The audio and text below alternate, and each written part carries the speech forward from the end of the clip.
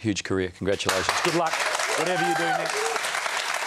Let's go to ANZ Stadium. We understand the championships were called off yesterday at Randwick. It was so wet, but ANZ, the game was played 789 days after Asada and all that muck came up. It was a terrific week for the Bombers. Joe Watson was simply outstanding on Tuesday. So too were the players for 3 quarters. But Welshie, with all the relief and the weight lifted, they ran out of legs but not spirit. Yeah, look, it was really a wait and see how this game was going to start. A massive week for the Bombers, but also for the Swans, because they were unsure about what type of setup they were going to be facing. But early on in the game, wet, miserable conditions, it was all the Bombers. They come out in the first quarter and 27 points. Here we see a big spray there from the coach, and it did somewhat get them back into gear, the Swans, but they just couldn't make the most of their opportunities. They won the second quarter, but 1 goal 6-1, goal 3 to the Bombers, and trailed by 22 points at half-time. Third quarter they come out, and then the last quarter they really put the clicks in and made the Bomber team work, because they were going to run out of legs. They haven't had a full preparation, as we're all well aware of,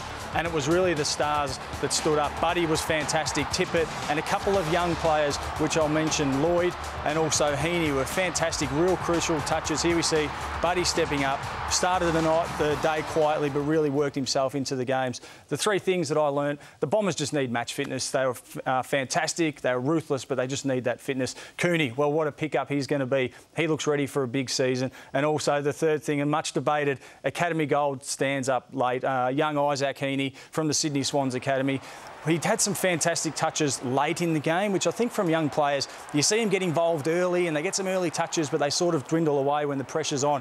He stood up. He kicked the goal late. Here we see a sealer for the game, and a fantastic story for the Sydney Swans, and a kid with a big future. I think 2 of the captains, Sewell, said that they thought he would be the rising star. 4 said Nakai Cockatoo, so he's already got big raps. Nice way to finish. But 7 goals 4 to zip in the last term. A 40-point lead becomes a 12-point loss. Yeah, and I guess we can't actually talk about Sydney without referring to Bud as well. We saw the best and worst of him last night. Yeah, we did. He started off really slow. He just looked a little bit fumbly early in the game. Couldn't get his hands on the ball. Pushed right up the ground, and that's what you see the tall forwards doing these days. They get up the ground, try and get their hands on the ball. But this is what gets him back into it: the chase, the tackling, the small things, and then he come good late. As I said, kicked a couple of goals in that last quarter and really lifted the Swans to get him in a winning position.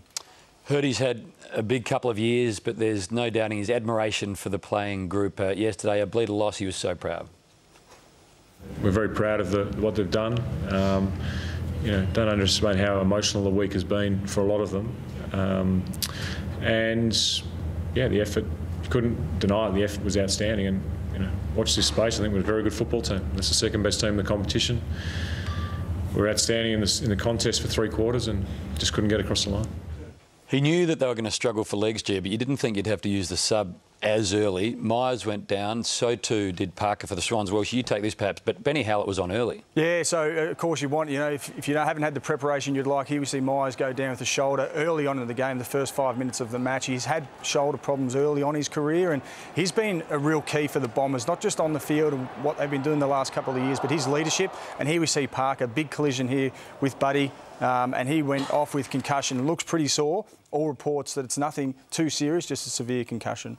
Well, you talked about my mate Coons. So he kicked 3 goals. I think he's going to be vital for him. Where did he play? Was he more midfield, forward? Yeah, he kicked 3 goals. That's after the barrel time siren from 60 in the wet. That's after the siren with a wet footy, and he just looks great. I went up and watched the guys train a few weeks back, and he's real vocal out on the field, which is great for a young team, and he looks revitalised. I suppose he had some injury troubles with the Bulldogs, and he's been given a fresh run at the Bombers, and he's going to be a real leader there and a much-needed one. How long will it take for the Bombers to get up to speed in regard to fitness, Sully? How many matches? And will this week be seriously tough after such a brutal encounter? Well, it actually takes everybody a few weeks to get up to that match fitness coming off the NAB Cup games. But, for a side that is as underdone as they are, it could take as long as 3 to 4 weeks. Doesn't get easier on Sunday.